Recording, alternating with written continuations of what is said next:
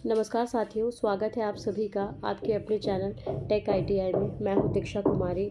आज मैं nuclear power plant corporation of India limited, जिसको हम लोग NPCIL कहते हैं, ठीक है, NPCIL की वैकेंसी आई है। तो आज वैकेंसी के बारे में थोड़ा हम चर्चा करते हैं। ये जो nuclear power corporation of India limited है, जो कि तारापुर महाराष्ट्र में है, ठीक है। ये आईटीआई विद्यार्थियों के लिए बहुत अच्छी वैकेंसी लेकर आई है ये। इसका शॉर्ट नोटिफिकेशन अभी आउट हुआ है। तो इस वीडियो में हम लोग जानेंगे कि फॉर्म कब तक फिल होंगे, कब हो, क्या मतलब कैसे फिल होंगे, मतलब शॉर्ट नोटिफिकेशन है तो कब तक फिल होंगे, इसके बारे में हम लेकर आए हैं, ठीक है। थोड़ा डिटेल्स वगैरह के बारे में हम लोग थोड़ा जान लेंगे, ठीक है। तो देखिए, यहाँ पे हम लोग देखते हैं, ये पूरा जो है वो हिंदी में है। स्टार्टिंग में आप देख लीजिएगा,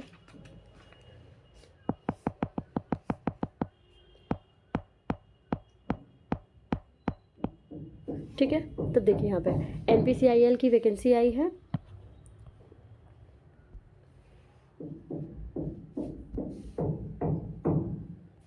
तारापुर महाराष्ट्र में है, ठीक है। ये ऑनलाइन डेट कब से स्टार्ट होगा, तो 15 जनवरी 2026 से स्टार्ट हो रहा है ये, और लास्ट कब तक है, तो 4 फरवरी तक है, ठीक है। पेमेंट भी आपको 4 फरवरी तक कर देनी है, ओके।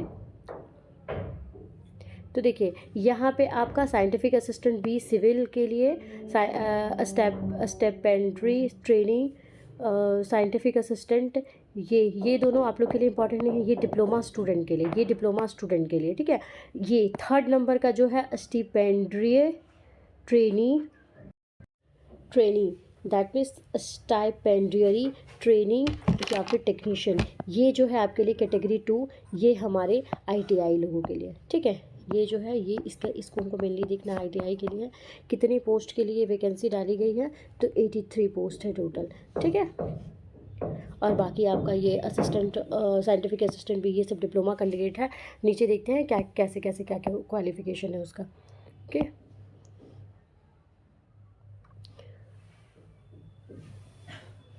यहाँ पे देखिए, इस वाले में स्टाइपेंडियरी ट्रेनी टेक्नीशियन कैटेगरी 2 वाले में किस ब्रांच का है, तो प्लांट ऑपरेटर का है, इलेक्ट्रॉनिक मैकेनिक का है। प्लांट ऑपरेटर का सबसे ज़्यादा सीट 66 सीट है, ठीक है। इलेक्ट्रॉनिक मैकेनिक का है 7 सीट है, मशीनिस्ट का 3 सीट है, फीटर का 2 सीट है, टर्नर का 2 सीट है, इंस्ट्रूमेंट मैकेनिक का 2 सीट है, और मैशन का 1 सीट है, ठीक है। इस टाइप से हमारा टोटल 83 वैकेंसी है। तो आप लोग अगर इस स्ट्रेट से है तो ये फॉर्म आप लोग अगर 2 ईयर्स का आईटीआई किए हुए हैं तो फिर आप लोग डाल सकते हैं ये फॉर्म, ओके। बाकी अगर सिविल से है आप तो 2 पोस्ट है आपका, मैकेनिकल से है तो 5 है, इंस्ट्रूमेंटेशन से है तो 2 है, सब डिप्लोमा है, ठीक है। ये सब जो है वो डिप्लोमा है ये सब, ठीक है। ये आईटीआई का है, नीचे दिया हुआ है। मैकेनिकल का 5 है, इंस्ट्रूमेंटेशन का 2 है, इलेक्ट्रिकल का 2 है, आपका हेल्थ फिजिक्स से 2 है, इलेक्ट्रॉनिक्स से 1 सीट है, ओके।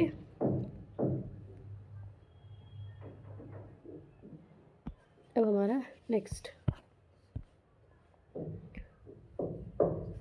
देखिए, नेक्स्ट ये अगर डिसेबिलिटीज़ कैंडिडेट है तो ये सब देख ले किस किस टाइप से डिसेबिलिटीज़ है जो है वो भर सकते हैं, ठीक है। ये सब में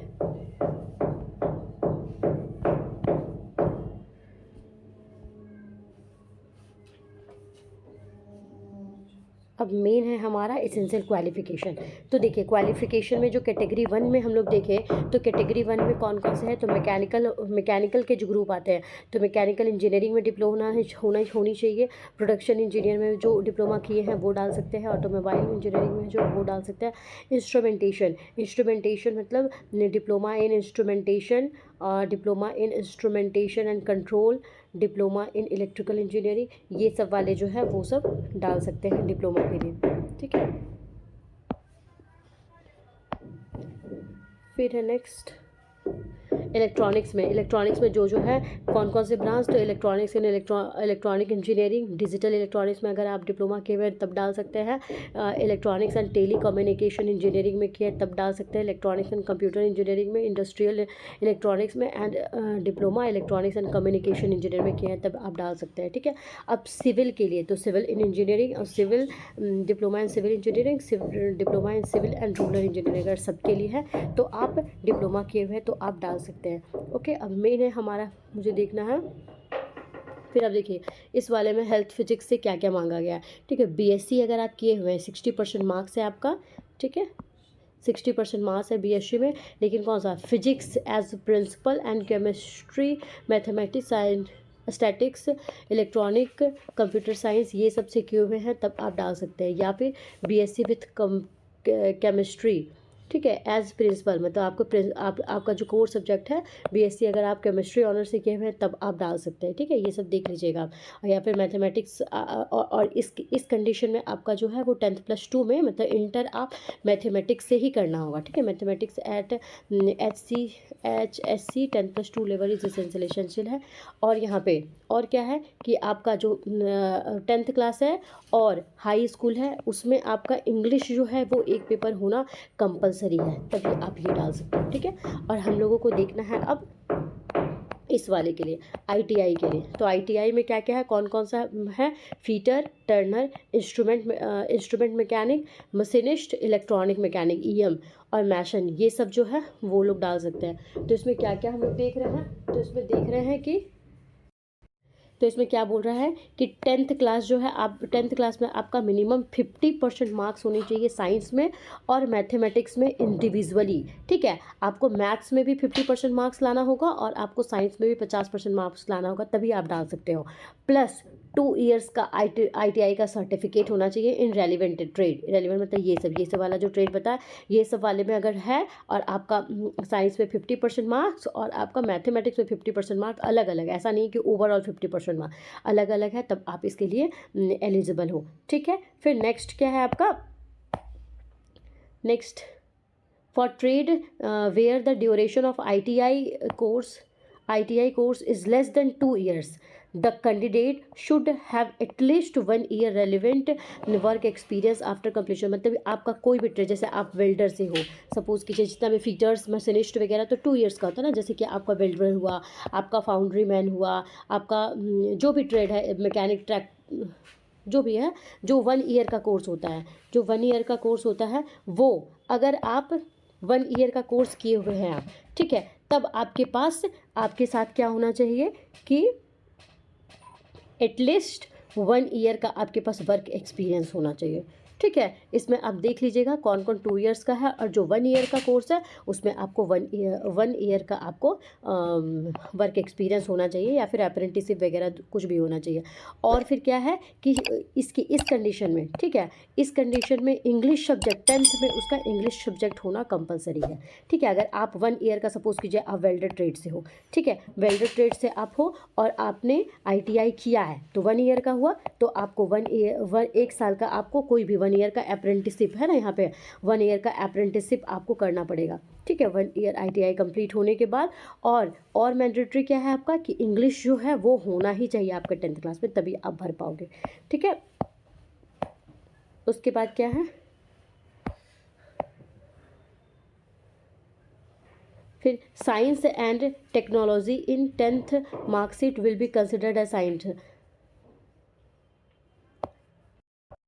अगर आपके ये 10th क्लास में साइंस एंड टेक्नोलॉजी आप पढ़े हो तब वो साइंस को ही माना जाएगा। और सेकंड में क्या है, ये सब देख लीजिए। और सेकंड में क्या है, इफ से physical science and life science is showing separately in 10th class marksheet. अगर 10th क्लास मार्कशीट में आपका फिजिकल साइंस एक अलग होता है, लाइफ साइंस अलग होता है, 2 सब्जेक्ट हमारे 10th क्लास में पढ़ाए जाते हैं, ठीक है। अगर फिजिकल साइंस और लाइफ साइंस अगर आप सेपरेटली दिखा रहे हो तो average of both the subject will be taken calculation of the percentage marks in science subject. तब क्या होगा, आप अगर फिजिकल साइंस में आप अगर 30 मार्क्स लाए हो और इसमें आप अगर 30 मार्क्स लाए तो दोनों को ऐड करके इसका एवरेज निकाल के वो आपका परसेंटेज साइंस साइंस में होना चाहिए, तब वो जो होता है वो 50% आपका होना चाहिए, तभी होना चाहिए।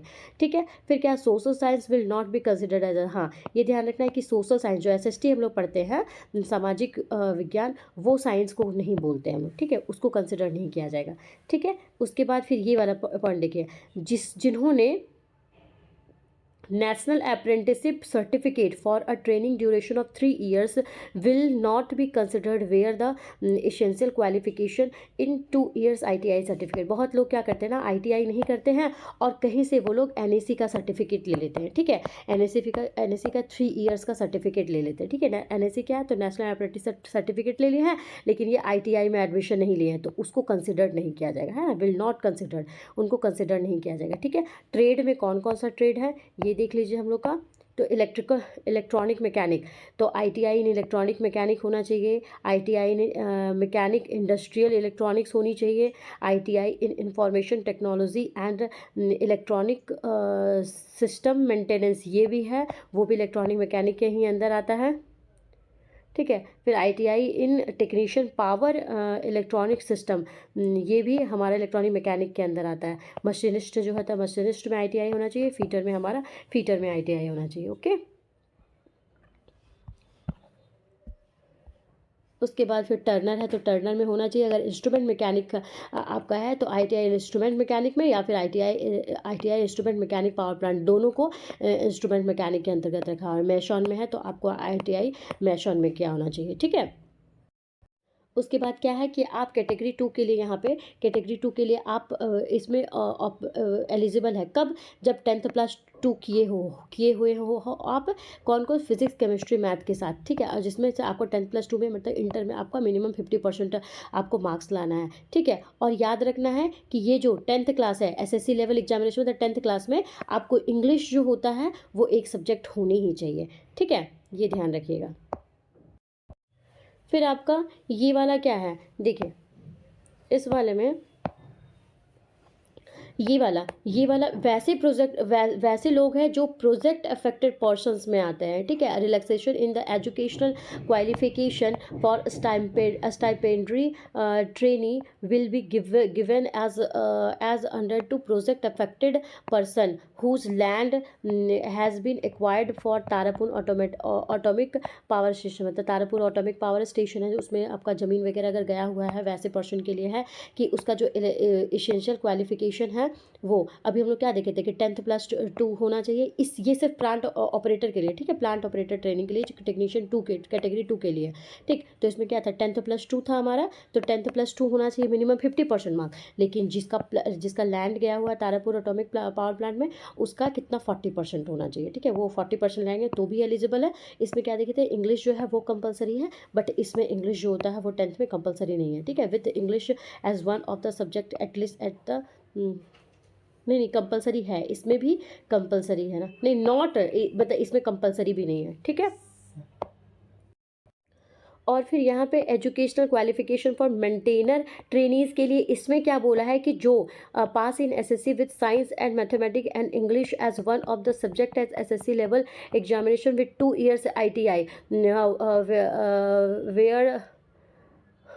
wherever for trade for which the ITI course is less than 2 years, मतलब यहाँ पे देखिए 2 years वाला होना कंपलसरी है, लेकिन अगर आपके पास 1 years का भी एक्सपीरियंस है, 1 years का भी आपके पास है कोर्स और आपके पास एक्सपीरियंस नहीं है, तब भी आप मेंटेनर ट्रेनर में भर सकते हैं। ओके, और फिर हाँ इतना ही नहीं, यहाँ पे देखिए 20% of the total marks as bonus marks will be added in the marks secured by candidate from the project affected person, मतलब जो भी कोई भी लोग जो भी PAP में आते हैं, जिसका लैंड जो है तारापुर एटॉमिक पावर स्टेशन लिया है, वो अगर आते हैं तो उसमें अगर उसमें 20% एक्स्ट्रा बोनस मार्क्स में दिया जाएगा, मतलब 100% 100 अगर का मार्क्स का अगर एग्ज़ाम है, अगर ये बंदा अगर PAP वाले जो है वो अगर 50 मार्क्स लाते हैं तो 50+20 मतलब वो 70 मार्क्स, आप समझेंगे कि 70 मार्क्स है, मतलब आप अगर नॉर्मल स्टूडेंट है तो आपको 70 मार्क्स से ही इसको कंपटीशन किया जाएगा।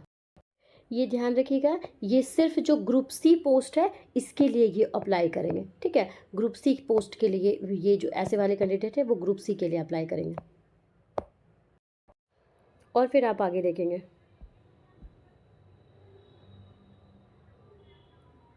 इसका आप देख लीजिएगा, ठीक है।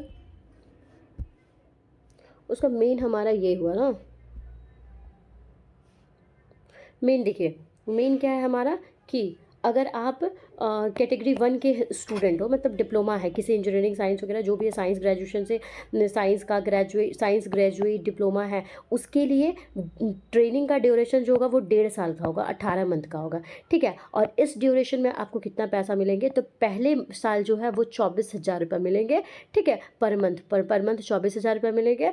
फिर नेक्स्ट 6 मंथ के बाद आपको 26,000 रुपये मिलेंगे, और 3,000 जो है बुक अलाउंस मिलेंगे, ठीक है। उसके बाद अगर आप कैटेगरी 2 के हैं, जो कि ट्रेनीज़ हो गए, मेंटेनर हो गए, ये सब हो गए, उसमें आपका 24 मंथ तक आपका 2 साल तक आपका, मतलब ये 24 मंथ तक आपका 20,000 रुपये पर मंथ मिलेंगे। फिर उसके बाद सेकेंड ईयर होने, पहला साल में ये, और फोर सेकेंड ईयर के लिए फिर से 2,000 रुपये बढ़ा दिए जाएंगे, 22,000 मिलेंगे, और 3,000 रुपये जो है वो बुक अलाउंस मिलेंगे, ओके। उसके बाद आप अपर लिमिट देख लीजिएगा क्या क्या है सबका।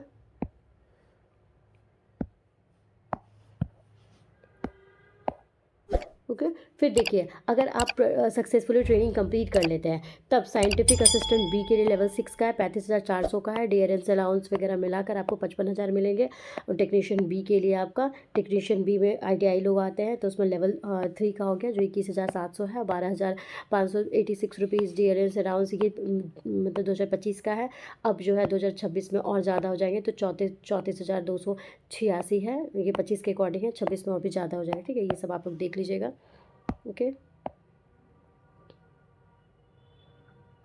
एज रिलैक्सेशन देख लीजिएगा कितने कितने साल का एज रिलैक्सेशन है,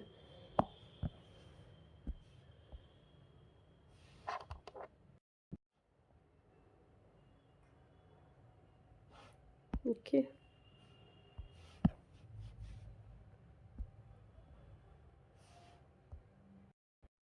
फिर देखिए, इसमें कैटेगरी 1 में आपका डिप्लोमा स्टूडेंट आते हैं, उसके लिए क्या हो जाएगा, ऑनलाइन टेस्ट है और इंटरव्यू रखा जाता है, ठीक है।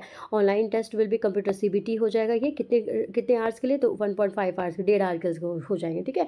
फिर कैटेगरी 2 जो कि ITI स्टूडेंट आते हैं ना, कैटेगरी 2 में जो है ITI स्टूडेंट आते हैं, इनके लिए ये आपके लिए क्या हो जाएगा कि पहला है आपका प्रीलिमिनरी टेस्ट होगा और आपका एडवांस टेस्ट होगा, ठीक है। लेकिन जो मेन जो आपका ये 1 घंटे का होगा, ये 2 घंटे का होगा, मेन जो आपका स्कोर बनेगा ये एडवांस टेस्ट पे बनेगा, ठीक है। और ये जो एडवांस्ड होगा वो फुल्ली टेक्निकल से क्वेश्चन पूछे जाएंगे, ठीक है, जो आप पढ़ रहे हो अभी ITI में कोर सब्जेक्ट में पढ़ रहे हो।